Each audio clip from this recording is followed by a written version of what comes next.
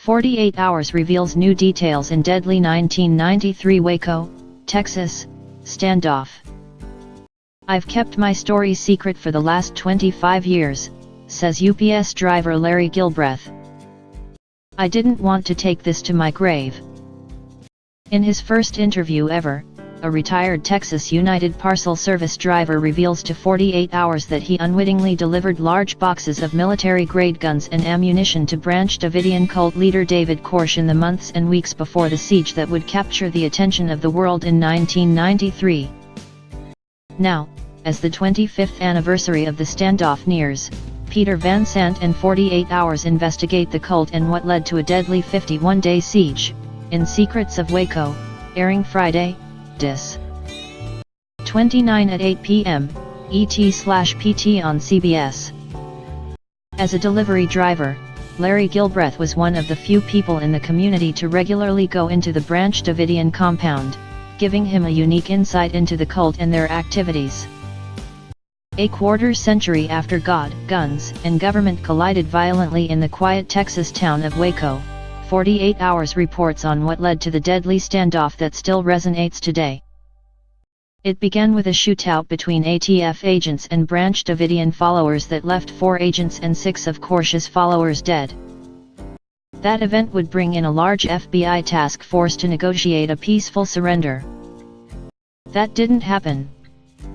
After the 51-day standoff, Koresh's compound was destroyed after government tanks rammed the building and agents fired tear gas.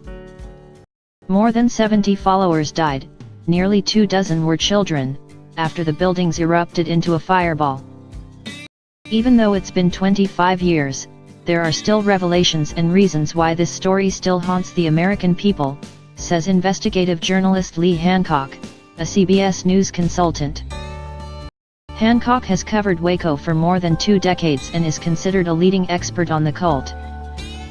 Waco was a tale of a religious fringe group that decided to fight back against the federal government and murdered federal law enforcement, and then at the end of the siege burned themselves up rather than come out, Hancock says. 48 Hours explores the years-long path that led to the growth of Koresh as a cult leader, the stories of sexual and physical abuse to his followers, and how he was able to lead them into battle with the government through interviews with law enforcement agents, Koresh disciples, and survivors of the standoff. Grace Adams, a New Zealander who fled Koresh's abuse after being locked in a 10-foot by 8-foot room for 4 months, details some of the horrors she experienced with the Branch Davidians for the first time in an American television network interview. She details Koresh's behavior, including sexually abusing girls as young as 12. As a woman, you needed to have sex with David in order to go to heaven, Adams says. Adams tells Van Sant, rather than face the unknown, she offered herself to Koresh in the middle of the night. After rejecting her, he flew into a rage and locked her in a guarded, tiny room. Adams was fed from a bowl on the floor. I was treated like a prisoner, Adams says. My mind did get messed up. Joanne Viaga was a toddler in 1987 when her parents moved the family to Waco to be with Koresh. She saw Koresh turn violent, towards the children he fathered and to the government, as he prepared for the apocalyptic end he predicted was coming. My mom made the bulletproof vests, she says. We were getting ready for war. After the ATF raid, some children were released. Viaga was one of those freed. Her mother kissed her goodbye as she left the compound. It would be the last time. Both of her parents died in the final confrontation at Waco.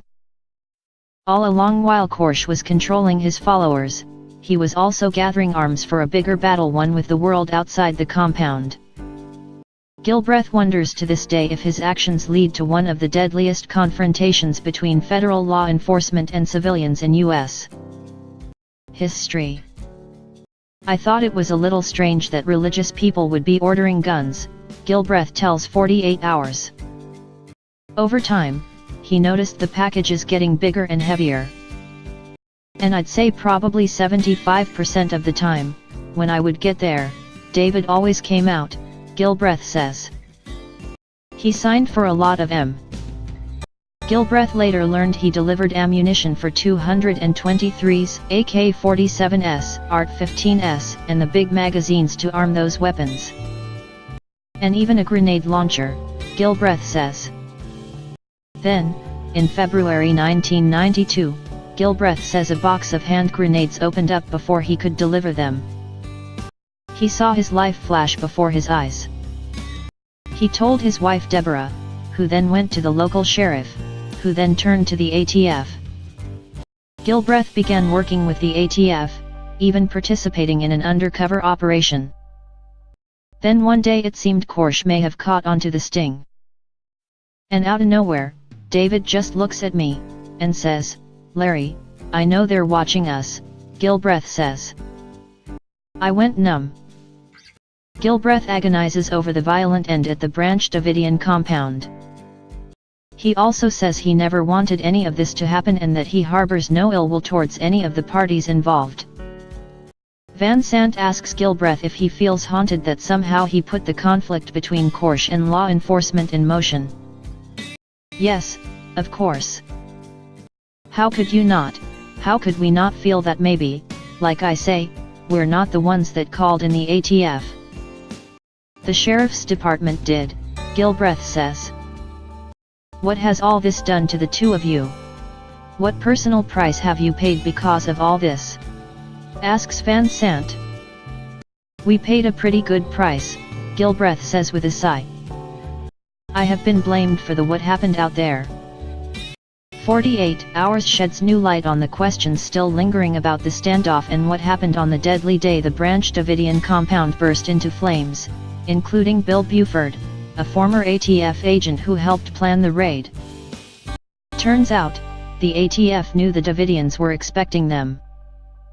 The raid should not have gone forward, absolutely not, Buford tells Sant.